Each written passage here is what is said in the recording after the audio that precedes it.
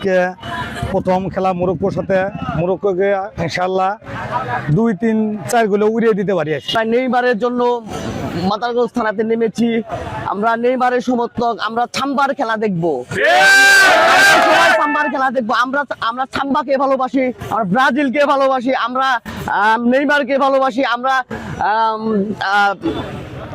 আমরা এবার বিশ্বকাপ নিব আশাবাদী। আমরা ব্রাজিল সমর্থক গোষ্ঠীগুলো শোভাযাত্রার আয়োজন করেছি, মোটরসাইকেল শোভাযাত্রার আয়োজন করেছি এবং সারা বাংলাদেশের ভিতরে আমাদের মাদারগঞ্জ থানার ব্রাজিল সমর্থক বেশি এবং সারা বাংলাদেশের ভিতরে যত সুন্দর মন মানসিকতা ছেলে মেয়ে এবং স্মার্ট সব ছেলে মেয়ে ব্রাজিল সমর্থক করে এবং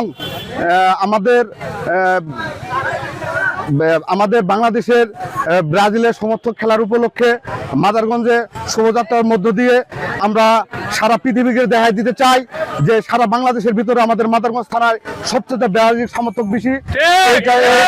আপনারা জানেন প্রতি বছর আমরা বিশ্বকাপ আসলেই ব্রাজিলকে সাপোর্ট দেওয়ার জন্য আমরা র্যালি করে থাকি।